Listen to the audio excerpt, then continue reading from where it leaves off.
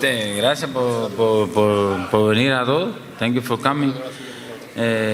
Nada, esto es lo que debía suceder. O verlo yo y nada, estoy contento de lo que haya pasado. Esto es boxeo así. Thank you for coming. It's exactly what he said would happen, him or me, and he prefers that it was this way and not some other type of stoppage, where he obviously just couldn't continue and the referee stopped it.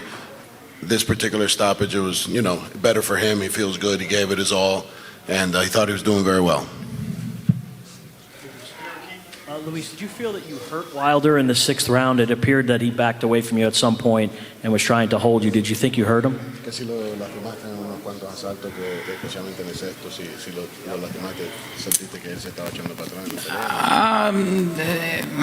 Era el plan que teníamos de trabajar y trabajar y trabajar. Ese era el plan que teníamos. Si estaba lastimado o no, yo seguía trabajando. Todo el mundo lo vio.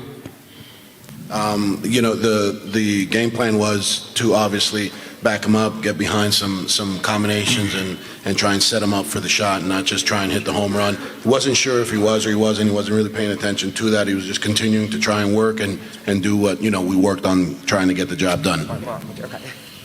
Luis, right in front here.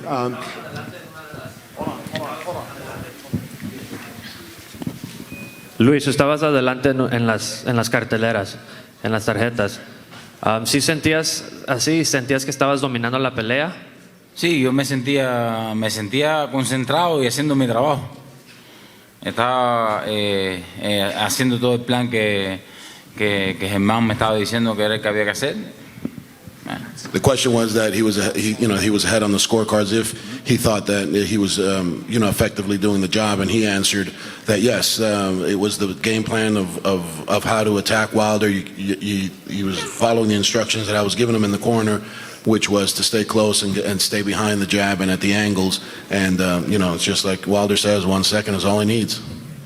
Luis, right in front here. I'm wondering if you were surprised by the way Wilder fought you, not throwing a lot of punches, seemed like he held the right hand back a lot of the night. And secondarily, if you can answer, how do you think Tyson Fury would do against him in a rematch now that they've been in together? Que él piensa que Wilder hoy no estaba peleando tan agresivo, que estaba más respetándote a ti, especialmente con la recta, no la estaba tirando bien. ¿Cómo tú crees que en la revancha de Tyson Fury va esa pelea con ellos?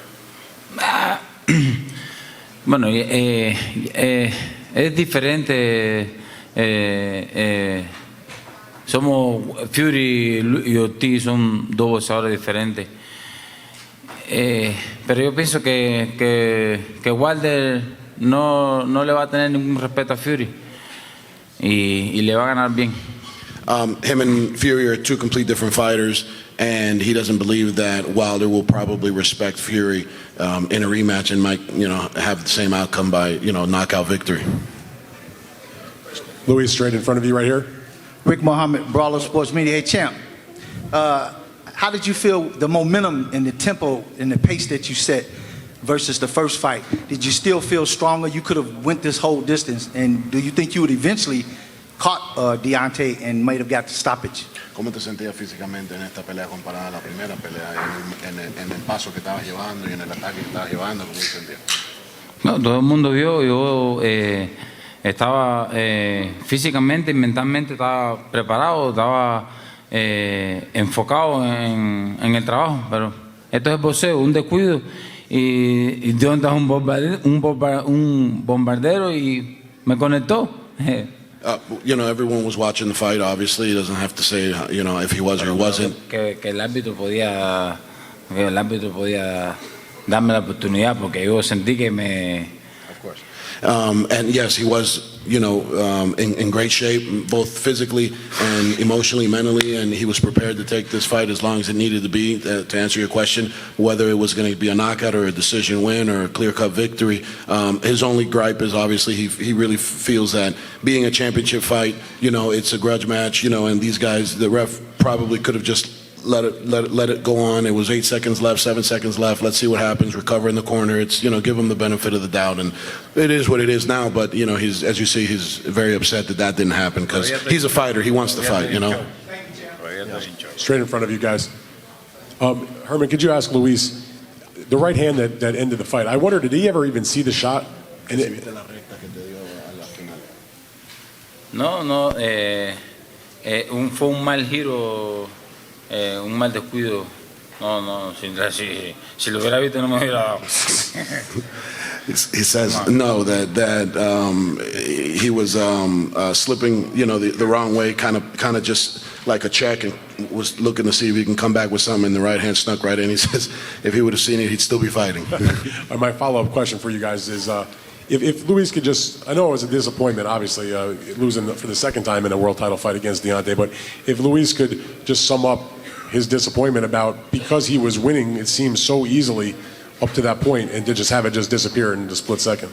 ¿Cómo te sientes? Obviamente, sabes, mal, pero si puedes decir en palabras, ¿cómo te sientes? Que estabas ganando la pelea y se paró la pelea en medio segundo. Estoy en shock. He's in shock, I mean, just really no words, just in shock and disappointed, and rightly so, yeah. Luis, first of all, congratulations on putting forward such a great effort. Deontay mentioned that some of the best heavyweights in the world should induct you based on the fact that you lost to him today, and that they should still be willing to fight you. At this point, you're 40 years old.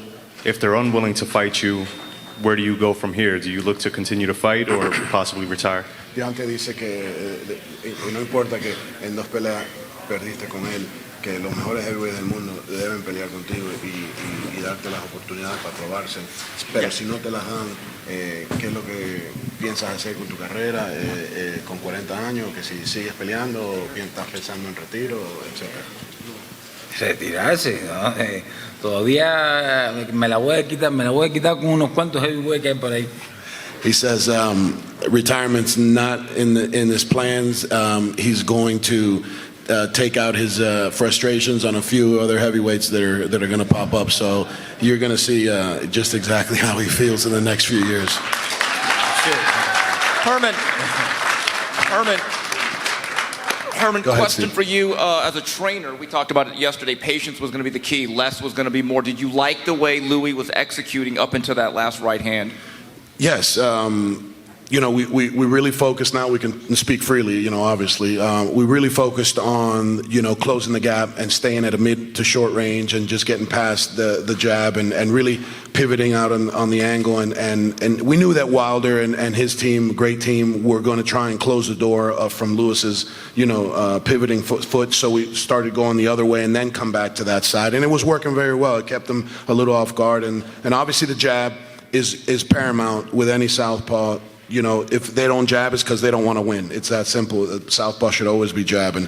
And it worked very well. I was very happy in between rounds with him, just calming him down. He was very excited to get, the show on the road, as they say. And it's just unfortunate. It's just one little pivot on the ropes, and that's, the space you can't give him because you can't go nowhere. You're just on the rope. So, overall, I'm very proud of what we've done, what we accomplished. It was a hard 12 weeks. It's not easy, regardless if you're 20 or if you're 30, if you're 40, 12 weeks in a camp is definitely, a sacrifice, and it's very difficult.